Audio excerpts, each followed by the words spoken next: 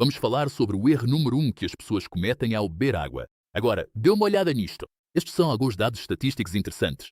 A quantidade média de líquidos consumida pelos americanos, se fizermos a média entre homens e mulheres, baseia-se nestes copos. Mas para os meus amigos na Europa, incluindo o Denis, um copo equivale a 236 gramas. Uma pessoa comum consome apenas 4 copos e meio de água simples, mas bebe muito mais líquidos.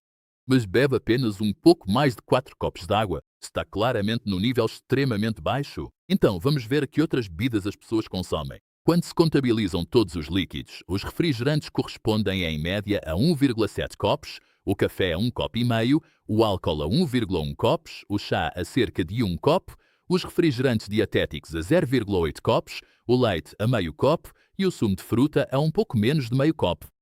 Como podem ver, uma pessoa comum consome muitos líquidos, mas não muita água.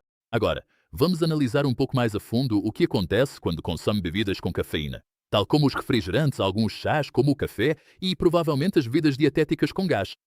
A cafeína atua como um diurético. Por isso, qualquer coisa que seja diurética vai causar ainda mais sede. E o Minovic. Qualquer coisa que contenha glucose, seja a adoçar a sua vida alcoólica ou o seu café. Claro que os refrigerantes e os sumos de fruta também são diuréticos potentes.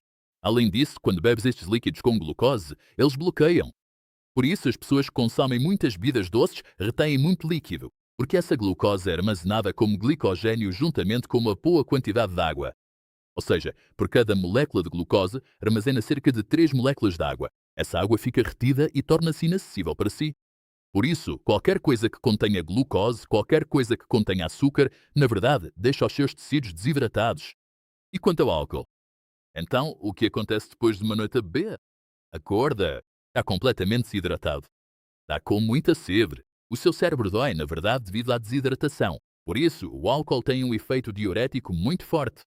O grande erro é pensar que não está desidratado só porque bebeu muitos líquidos. E outro grande erro é esse impulso de fazer toda a gente beber mais sem realmente corrigir a razão pela qual podem ter ficado desidratados em primeiro lugar. Porque, se for como o americano médio e consumir mais de 60% das suas calorias sob a forma de hidratos de carbono refinados, está a piorar ainda mais a sua desidratação. Está a criar ainda mais sede. Agora, será que isso ajuda? Talvez ajude um pouco, mas não resolve o problema de base. Portanto, este é o meu grande problema com a medicina. Mesmo que só mencione a palavra cura, está bem? No fundo, conhece o que é uma cura. Consideram a cura como uma fraude, algo não científico. Se pensar bem, curar é simplesmente resolver um problema. Por que é que não podemos curar algo? A medicina passou a preocupar-se mais em gerir o problema, em gerir os sintomas. Mas quando se trata de curar alguém, aí já está a ultrapassar o limite. Isto também está relacionado com a questão da desidratação. Porque, se quiser realmente evitar a desidratação, tende a olhar para todos os diferentes aspectos. Não se trata apenas de beber mais água. Por exemplo, vejamos os seus níveis de sódio, está bem? O sódio é essencial para criar hidratação, tal como outros eletrólitos, como o potássio e o magnésio. E para que o sódio consiga reter os líquidos corretamente, também precisa de um equilíbrio de potássio. Precisa de 2 vezes mais potássio do que sódio. E é por isso que a quantidade de sódio não é tão importante quanto estas proporções. Portanto, é importante obter uma boa quantidade de potássio e uma boa quantidade de sódio. Mas a proporção deve ser de 2 para 1. E se pegarmos nesta ideia de beber apenas quando temos sede, isto pode ser confuso no que diz respeito ao mineral sódio. Por exemplo, vamos supor que é diabético, está bem? E tem sede. O problema das pessoas com diabetes é normalmente estarem excessivamente desidratadas e urinarem demasiado. Estão a tentar compensar a perda de líquidos que passa pelo corpo. Porque quanto mais glicose tiverem no sangue, mais urina vão produzir. E por isso, se for diabético e estiver sempre a beber esta água, pode neutralizar o problema, mas nunca o vai resolver. Porque a verdadeira causa do problema nunca é corrigida, que é simplesmente o consumo excessivo de hidratos de carbono. Então, o que acontece quando não tem sede, mas tem vontade de comer sal? Queres mesmo perceber a razão desse desejo por sal? Pode ser que as suas glândulas suprarrenais estejam esgotadas. Quanto pior estiverem as suas suprarrenais, mais vontade de sal vai ter. Talvez tenha feito exercício e suado muito, perdendo muito sal. Ou pode estar calor lá fora. Ou pode haver uma situação em que, mesmo sem fazer exercício, transpira muito e perde todo o sódio. Ou, por exemplo, está a tomar um medicamento diurético que elimina todo o sal e por isso sente vontade de comer sal. Também elimina o potássio. Ou, por exemplo, está a consumir muito potássio em pó de eletrólitos, mas não há sal suficiente. Isto também pode criar um desequilíbrio.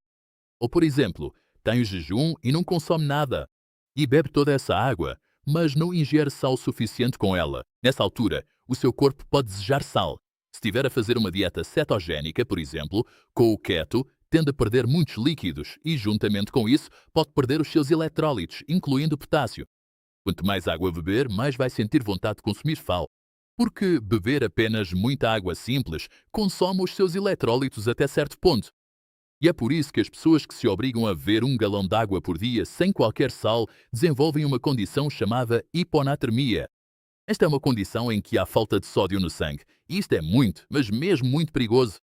E por isso, se combinarmos o consumo excessivo de água com exercício físico e não ingerirmos sódio, podemos ficar extremamente desidratados, porque não é só a água que hidrata o nosso corpo, é o equilíbrio destes eletrólitos que entra nas células e ajuda a reter a quantidade certa de líquido. Portanto, para resolver realmente o problema da desidratação, sim, é preciso beber uma boa quantidade de líquidos, mas também é necessário consumir uma boa quantidade de sal marino e outros eletrólitos. E posso dizer que, para uma pessoa média que faz algum exercício, deve consumir entre 2 a 3 litros.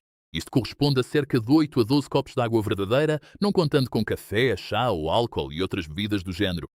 E especialmente para alguém que tem tendência para pedras nos rins e está numa dieta cetogénica, recomendaria garantir que a sua urina não está excessivamente saturada, para assim prevenir a formação de pedras nos rins, mesmo que tenha predisposição para pedras nos rins. Mas, para evitar a desidratação com esta ingestão de líquidos, convém adicionar sais marinhos e talvez outros eletrólitos. Talvez acrescente um pouco de limão ou vinagre de maçã à água, mas desta forma obtém tanto o volume de líquido de que precisa, como a hidratação necessária, porque, por exemplo, se beber demasiada água ou não ingerir sal suficiente, pode acabar por ter um déficit de volume de líquido no sangue, e isto pode causar dores de cabeça, fadiga, pressão arterial baixa ou até tonturas quando se levanta. Por isso, estes são alguns pontos que queria acrescentar sobre o tema da água.